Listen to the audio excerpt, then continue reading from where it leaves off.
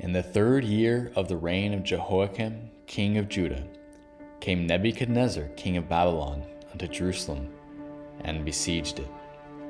And the king spake unto Ashpenaz, the master of his eunuchs, that he should bring certain of the children of Israel, and of the king's seed, and of the princes.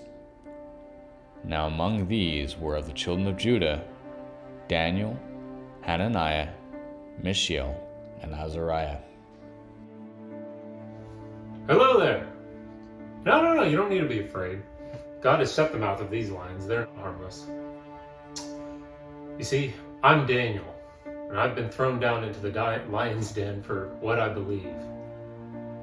It's a long story as to how I got here, and I'd like to tell you since we have time. You see, I knew that things would end up this way. I knew that God would be able to shut the mouth of these lions if I had faith.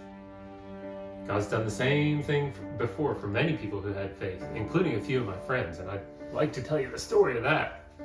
Are you ready to listen? Well, it all began when the king of Babylon came down to Jerusalem and put it under siege. He took away pretty much everyone who he didn't kill, including many of us from the royal court. You see, I'm actually part of the royal family. I remember he took me and quite a few others, including 3 of my really good friends. Their names were Hananiah, Mishael, and Azariah. Of course, you probably know them better as Shadrach, Meshach, and Abednego. You see, we came to the king's court, and he changed all of our names. He changed their names to those. He changed my name to, what was it? Belteshazzar. Of course, that was the old Babylonian king. We have a new king now. People used to call me Belteshazzar, which I really didn't like. I asked them to call me Daniel, because Daniel's a great name. It means God is my judge. Belteshazzar, I don't even remember exactly what that name meant, but the beginning of it had something to do with one of the Babylonian gods. I didn't want to be named after that god. My friends and I entered into King Nebuchadnezzar's personal service, and we were part of his wise men, so to speak. Yes, the dream. I remember the dream very well. You see, one night, King Nebuchadnezzar had a dream, and he knew it was really important. He knew it had been given to him by the gods. Of course, it had been given to him by Yahweh, which you would find out later. Yes, my friend. And so what he did was he asked for the interpretation of the dream, but with a catch. He wouldn't tell any of the wise men the dream. What he said to them was that, well, actually I wrote it down. He said, I had a dream and my spirit is anxious to understand the dream. He said, the command of me is firm. If you don't make known to me the dream and its interpretation, then you'll be torn limb from limb and your houses will be made a rubbish heap. But if you declare the dream and its interpretation, you will receive from me gifts and a reward and great honor. Therefore declare to me the dream and its interpretation. You hear that? He wanted us to tell him what his dream was and the interpretation, because he knew a lot of the wise men were just making things up, things that he would want to hear. So if he told them the dream, then they could say whatever interpretation they wanted. But if he didn't tell them the dream, they'd have to tell him both the dream and the interpretation, and he would know it has to be true, because how can someone tell him what the dream was? Especially this very strange dream. Anyway, no one could answer him, and so he sent, what was his name again? Arioch. He sent Arioch, the captain of the bodyguard, to go kill all of us. Arioch came to my house, and I said, what's the urgency here? What's going on, and why are you seeking all of our lives? And Arioch told me what the king had said. And since no one else had been able to do this, I said, give me a little time. Let me speak to Yahweh, and I believe I'll be able to find out the answer as to what the dream is and, of course, what the interpretation is. So I prayed to God about it, and I was given what the dream was, and I presented it to King Nebuchadnezzar. The dream was that one night he saw a giant statue, and this giant statue had a head of gold, and it had a chest and arms of silver, and it had a belly and thighs of bronze, and it had legs of iron. And this was all on top of feet that were iron mixed with clay. After he saw that image, he then saw a giant rock come down and smash the image at the feet. This is the dream that he wanted to know the interpretation to. So I told him. What it meant was that the King Nebuchadnezzar's kingdom was the head of gold. That was Babylon. After that came the Medes and the Persians. After that was going to come Greece. After that, Rome. And then the feet of clay and iron represented you in your day, and the kingdoms in your day. Well, King Nebuchadnezzar was pretty excited about that. He liked the idea very much of being the head of gold, as you can imagine. But he didn't like the idea of the rock that came and ended up shattering the whole image and setting up a new kingdom. So you know what he did? He made a massive statue made completely of these lions. Made completely of gold instead of all those different metals. Why? Because he said, that sounds great. I want to be the head of gold and I want to be the whole statue. My kingdom will never end. So he made a massive statue of this and he put it in the plain of Dura. You know why he put it in the plain of Dura? He put it there because it's a huge flat field with no mountains around whatsoever. Nowhere you could find a big rock that would come and roll down and smack into the feet of that statue and destroy it. And so what the king did is he said, I'm going to have a big band come out and the band's going to play. And when the band plays, all the people of the city are supposed to come out to the plain of Dura, come out to this massive statue that I made and to bow down to it and to worship it because it represents me, King Nebuchadnezzar. Well, you can imagine that my friends and all those faithful Jews were not going to have that. And so basically, my friends refused. And King Nebuchadnezzar heard about this and brought them to him, and he asked them about this. In fact, I wrote down what happened here. Let's see. King Nebuchadnezzar went into a rage and anger, and he gave orders to bring my 3 friends to him, and they were brought to the king. And Nebuchadnezzar said to them, is it true, Shadrach, Meshach, and Abednego, that you do not serve my gods or worship the golden image which I've set up? Now, if you're ready, at the moment you hear the sound of the horn, flute, lyre, trigon, psaltery, and bagpipe, and all kinds of music, to fall down and worship the image which I have made, very well. But if you do not worship, you'll immediately be cast into the midst of a furnace of blazing fire. And what God is there that could deliver you out of my hands? Listen to this answer. Their answer is perfect and beautiful and thoroughly represents the faith that we all had. They said to him, O Nebuchadnezzar, we do not need to give you an answer concerning this matter. If it be so, our God whom we serve is able to deliver us from the furnace of blazing fire, and he will deliver us out of your hand, O king. But even if he does not, let it be known to you, O king, that we're not going to serve your gods or worship the golden image that you've set up. Oh my goodness. As you could imagine, King Nebuchadnezzar was furious.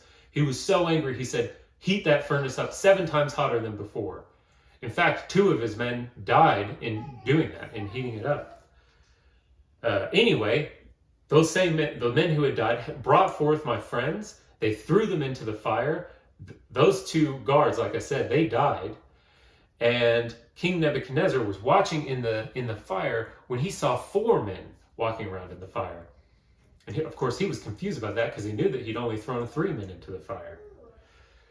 Now, I remember hearing about this story afterwards, and I wrote it down.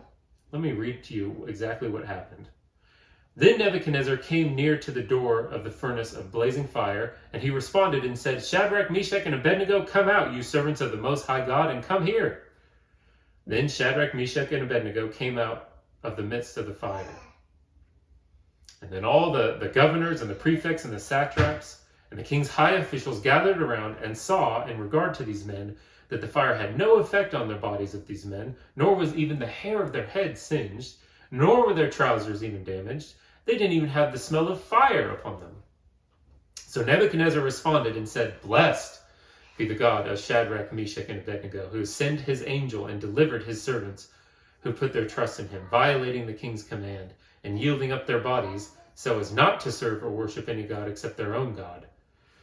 Therefore, I make a decree that any people, nation, or tongue that speaks anything offensive against the God of Shadrach, Meshach, and Abednego shall be torn limb from limb, and their houses reduced to a rubbish heap, inasmuch as there is no other God who is able to deliver in this way.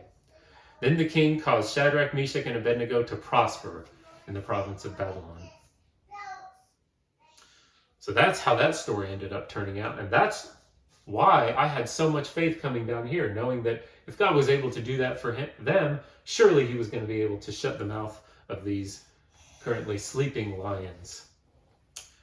Now, as for King Nebuchadnezzar, God ended up working with him because God is a gracious God. Nebuchadnezzar had a problem, obviously, with pride. So God humbled him, and he sent him out into the field and made him live like a beast in the field for quite some time. And when he was thoroughly humbled, he was able to get his throne back and get his mind back and not to live like a beast in the field anymore. And I wanted to read you these words. I remember this as well. He said, "Now I, Nebuchadnezzar, praise, exalt, and honor the King of heaven, and that all his works are true, and his ways are just, and he's able to humble those who walk in pride." What an amazing story to the end of this man who really his life was marked in nothing but pride. It's very likely that we'll be able to see him in the kingdom. It's possible, at least. God is able to work with absolutely anyone. Well, there's much to tell after that. But what ends up happening is another king of Babylon comes on the throne. And while that evil and wicked king was throwing a party, using God's holy vessels stolen from the temple in Jerusalem, while he was throwing that party, God allowed King Cyrus, king of the Persians, to come in and take the city. To this day, King Cyrus is still the king of Babylon, and as well as all of Persia. And so King Cyrus is gone currently, and he's left Darius in charge. And Darius used quite a few of the same wise men that Nebuchadnezzar had used, including myself. Now, as you can imagine, a lot of these wise men hate me, because I always stood up for God and stood up for what was right. And they hated that about me.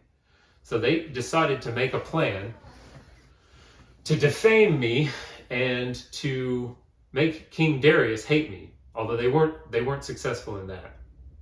But what they did is they decided to make a rule that for a certain period of time, no one could pray to anyone but to Darius. Now, they did this to get me specifically because they knew that I prayed 3 times a day in the same spot at the same times every single day. And they knew I'd been doing this my entire life, and there's no way, because of my faith in God, that I was just going to change that just to satisfy the rules of men. So sure enough, they all gathered outside my home as I went out to my porch to pray, as I always did. They saw me praying, and they brought the report back to King Darius and told him that I had been doing this. Now, let me read you what I wrote down, what the punishment was. This is what they went to the king and they said, "Did you not sign an injunction that any man who makes a petition to any god or man besides you, O king, for 30 days is to be cast into the lion's den?" And King Darius replied, he said, "The statement is true, according to the law of the Medes and the Persians, which may not be revoked." Now you see, King Darius, he really does like me. He loves me. I've served him well. And he didn't want to have to throw me down here. But according to what he had said, according to the rule he had made, he can't go back on that. So he had to throw me down here. I told him not to worry about it because I knew that my God would be able to save me from the mouths of these lions, and I was right. And now, here I am, sitting here waiting for someone to come rescue me. I have no idea how long I'm going to be down here. Wait, I think I hear someone. Do I hear someone at the top of the lion's den? Yeah, someone's milling around up there. Perhaps it's King Darius. "Daniel, servant of the living God, has your God, whom you constantly serve, been able to deliver you from the lions?"